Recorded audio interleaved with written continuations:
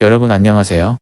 저는 AI로 만들어진 청주비전교회 김기용 목사의 아바타 둘로스입니다. 벌써 참된 예배 그 네 번째 시간인데요.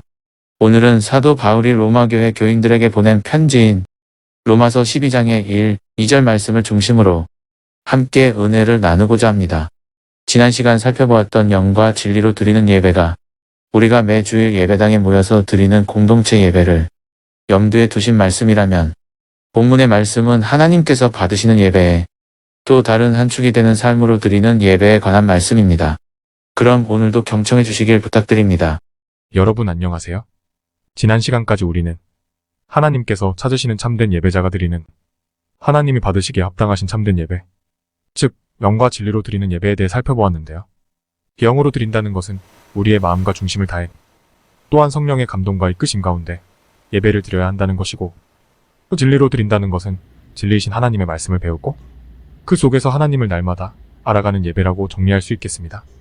오늘은 한 걸음 더 나아가 참된 예배의 또 다른 한 축이라고 할 수 있는 몸으로 드리는 거룩한 산 제사, 즉 삶으로 드리는 예배에 대해 사도 바울이 말씀한 로마서 12장 1-2절 말씀을 중심으로 살펴보고자 합니다. 예수께서 말씀하신 요한복음 4장의 영과 진리로 드리는 예배가 우리가 주일 예배와 같은 특정 시간, 특정 장소에 공동체로 모여드리는 예배를 염두에 두신 말씀이라고 한다면, 바울의 로마서 12장 말씀은 우리가 공동체 예배를 마치고 교회당 문을 나서는 순간부터 다시 공동체 예배로 예배당에 모이는 시간까지 한 주간 동안 예수 그리스도의 십자가로 구속받아 거룩한 성도로 새롭게 태어난 우리가 이 세상을 살아가는 우리의 모든 삶으로 하나님을 예배하라는 말씀입니다. 1절 말씀에서 너희 몸을 산 제물로 드리라고 말씀합니다. 여기서 몸이란 단어는 헬라어 수마인데, 이는 단순히 우리의 육체만을 말하는 것이 아닌 몸과 영혼의 합쳐진 전인격을 말하는 것입니다. 구약의 제사처럼 단순한 고기 덩어리로서의 제물이 아닌 살아서 매일 호흡하고 활동하는 우리의 인격과 정신을 담은 삶 전체를 하나님께서 받으실 만한 산 제물로 드리라는 말씀입니다. 그럼 왜 우리가 우리 몸을 거룩한 산 제물로 드려야 하는가? 본문에서 바울은 두 가지 이유를 먼저 말씀하는데요. 첫째는 우리가 삶으로 하나님을 예배하는 것을 하나님이 기뻐하시기 때문입니다. 1절 말씀 가운데 하나님이 기뻐하시는 이라고 말씀합니다. 우리가 공동체로 영과 진리로 드리는 예배도 하나님이 기뻐하시지만, 우리가 우리 삶의 현장에서 우리의 삶으로 하나님을 예배할 때 우리 하나님이 기뻐하신다는 것입니다. 그러므로 우리가 주님의 기쁨되는 삶을 살기를 원한다면 우리가 각자의 삶의 현장에서 삶으로 하나님을 예배할 수 있어야 하는 것입니다. 우리가 삶의 예배를 드려야 되는 두 번째 이유는 이 삶으로 드리는 예배가 하나님께서 받으실 만한 영적인 예배가 되기 때문입니다. 여기서 말하는 영적인이란 단어는 신령하다, 영적이다는 의미도 있지만 합리적이다, 적합하다, 합당하다라는 의미에 더 가까운 로기코스란 헬라어 단어를 사용하여 우리가 온몸과 우리 인격으로 거룩하고 진실하신 하나님의 말씀을 우리의 삶으로 나타내고 날마다 예수를 닮아가는 우리의 신앙인격을 온몸으로 삶으로 나타내며 살아가는 우리 삶의 모든 시간들이 하나님께서 받으시기에 합당한 제사요, 예배가 되어진다는 말씀이죠. 구약시대나 신약시대나 성전의 주된 기능은 하나님께 제사, 예배를 드리는 것이죠. 사도 바울은 고린도 교회 성도들에게 보낸 편지에서 우리가 예수 그리스도로 인해 구속받은 거룩한 성도라고 지칭하면서 우리 몸이 거룩하신 하나님의 영이 거하시는 성전이라고 말씀합니다. 그래서 저와 여러분의 몸이 성령이 거하시는 성전이 된 것이죠. 그런데 이 성전에서 행해지는 제사는 구약시대와 같이 짐승을 잡아 태워 올리는 번제나 피와 기름과 고기 덩어리를 드리는 제사가 아니라 우리가 매일의 일상 속에서 말씀을 따라 거룩하고 진실하고 정직한 삶을 살아가는 것, 또한 이웃들에게 사랑과 선행을 베푸는 우리의 모든 삶이 하나님이 기뻐 받으시는 산 제사, 즉 몸으로 드리는 예배가 된다는 것입니다. 주님은 세상에 계실 때 마태복음 5장 16절에서 이같이 너희 빛이 사람 앞에 비치게 하여 그들로 너희 착한 행실을 보고 하늘에 계신 너희 아버지께 영광을 돌리게 하라 고 말씀하시면서 우리가 예수 안에서 새 사람으로 구속받은 이유가 선한 일을 하기 위함이라고 말씀하셨고, 위대한 사도 바울도 히브리서 13장 16절에서 오직 선을 행함과 서로 나누어 주기를 잊지 말라. 하나님은 이 같은 제사를 기뻐하시느니라 고, 우리 그리스도인들이 이웃에게 착한 일을 행하는 것이 하나님께서 기뻐하시는 제사가 된다고 말씀했습니다.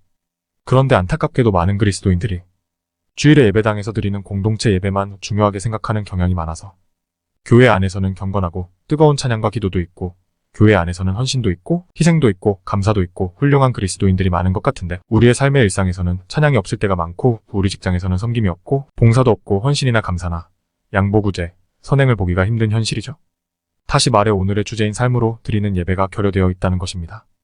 종교개혁자들이 전해준 오랜 전통에 따라 많은 그리스도인들이 행함으로 구원을 받는 것이 아니라 믿음으로 오직 은혜로 구원을 받는다는 교리적 영향으로 선한 일을 행하는 것을 간과하게 되었고, 그래서 말만 무성하고 삶의 열매는 없는 약골 크리스찬이 많이 양성되었던 것이 역사적 현실입니다. 물론 성경은 결단코 선한 행위로 구원을 받을 수 없고 오직 믿음으로만 구원을 받는다고 천명하지만, 구원을 받은 사람은 구원의 열매로 마땅히 선한 행위의 제사를 드려야 한다는 것까지 나아가지는 못한 것입니다. 아울러 많은 그리스도인들에게 삶으로 드리는 예배가 결여될 수밖에 없게 만든 큰 오해 두 가지가 있는데, 하나는 주일에 드리는 공동체 예배를 드린 것으로 하나님 앞에 우리 신앙의 의무를 다했다는 생각이고, 또 하나는 예배당에서 찬양하고 기도하고 성경 공부를 하고 각 성교의 모임을 가지고 예배당을 중심으로 이뤄지는 모든 모임과 행동은 거룩하고 하나님이 기뻐하시는 것인 반면, 우리의 한 주간의 일상에서 이뤄지는 직장생활, 학교생활, 사람을 만나고 가정에서 청소와 주방일과 세탁을 하는 것, 소파에서 TV를 보며 여가를 즐기는 것 등의 일상생활은 거룩하지 않을 뿐더러 이것들은 하나님과는 상관없는 세상 일이요, 나아가 악한 일일 수 있다는 헬라 철학의 이원론에 근거한 잘못된 영향받은 사람들이 많기 때문이라는 것입니다. 하지만 그것은 말 그대로 오해일 뿐입니다. 우리는 바울이 오래전 디모데에게 권면한 것 같이 우리 신앙생활의 진보를 이루기 위해 망령되고 허탄한 신화를 벗어버려야 합니다. 우리가 매주일 드리는 공동체 예배는 우리 신앙생활의 의무를 끝내는 것이 아니라 신앙생활의 시작임을 새롭게 깨달아야 합니다. 또 히브리서 기자는 히브리서 13장 16절에 말씀하기를 오직 선을 행함과 서로 나누어 주기를 잊지 말라. 하나님은 이 같은 제사를 기뻐하시느니라. 선을 행하고 나누어 주는 착한 일을 행하는 것이 하나님이 기뻐하시는 제사인 것을 우리는 알아야 합니다.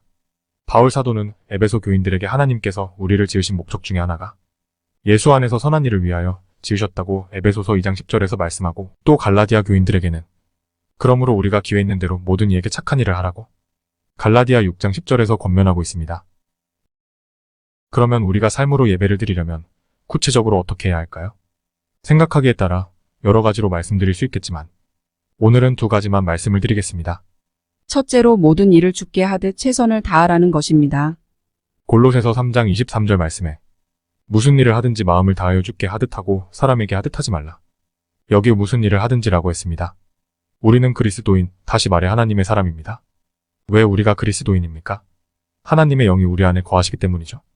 우리가 하나님의 사람이기 때문에 우리가 하는 모든 일, 즉 학생이 공부하는 것도, 직장인이 직장생활하는 것도, 사업하는 분들이 경영활동을 하는 것도, 주부들이 가족들을 위해 맛있는 식사를 준비하는 것, 또 우리가 친구들을 만나고 모임에 참석하고 하는 모든 일들이 다 주의 일, 하나님의 일이 될 수 있는 것이고, 우리는 그 일들을 통해 하나님께 합당한 영광을, 즉 하나님이 받으실 만한 거룩한 산 제사를 드릴 수 있다는 말씀입니다.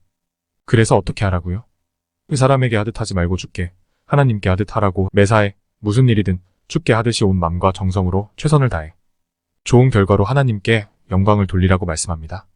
때로는 내가 좋아하는 일만이 아니라 하기 싫은 일도, 귀찮고 짜증나는 일이라도 내가 주님 앞에서 행하는 것처럼 나의 감정을 내려놓고 주께 하듯 하라는 것입니다. 학생들이 공부하는 일이 짜증나고 힘들어도 이 일을 통해 하나님께서 영광 받으시려고 내게 맡겨주셨다는 사명감으로 최선을 다해야 합니다. 직장일도 가정일도 다 마찬가지입니다. 그래서 바울 사도는 먹든지 마시든지 무엇을 하든지 다 하나님의 영광을 위하여 하라고 권면합니다. 이렇게 내게 주어진 모든 일상에 최선을 다하고 좋은 열매로 하나님께 영광 돌리는 삶을 사는 것이 하나님께 드려지는 거룩한 산 제사가 되는 것입니다. 두 번째로 우리의 삶이 하나님께 드려지는 예배가 되려면 우리가 세상과는 구별된 삶을 살아야 하겠습니다. 바울은 우리 몸을 산 제물로 드리라고, 우리가 삶으로 드리는 예배를 온전히 드리기 위해 몇 가지 지침을 제시하는데, 제일 먼저 나온 말씀이 이 세대를 본받지 말라는 것입니다. 우리는 세상에 속하여 살지만 세상과는 구별된 삶을 살기를 요청받고 있습니다. 성경은 누구든지 그리스도 안에 있으면 새로운 피조물이라고 말씀합니다. 우리는 그리스도 안에서 새롭게 태어난 새로운 피조물입니다. 생각이 달라야 하고 말이 달라야 하고 우리의 행동과 삶의 양식과 삶의 목적도 달라야 합니다.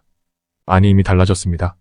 우리가 진정으로 구원받고 거듭난 그리스도인이라면 우리 입에서 나오는 말은 긍정적인 말, 용서하고 위로하는 말, 소망을 주는 말, 용기를 북돋아주는 말이 되어야 할 것입니다. 또 우리의 생각은 선한 것들을 생각하고 현실적 어려움을 넘어서 미래의 소망과 비전을 생각할 수 있어야 하겠고, 이는 우리가 예수를 알므로 인해 이미 우리의 영과 육이 새로워졌고 삶의 의미와 이유와 목적이 바뀌었기 때문인 것입니다. 그래서 하나님은 새로운 피조물이 된 우리에게 세상과 구별된 삶을 살라고 말씀하십니다. 우리가 정상적인 그리스도인들이라면 공동체 예배로 모일 때마다 입버릇처럼 주님 내 삶을 통해 영광을 받으옵소서라고 고백할 것입니다. 그런데 여러분 한번 생각해 보셨습니까? 과연 내 삶에서 무엇을 통해 하나님이 영광을 받으실 수 있을까?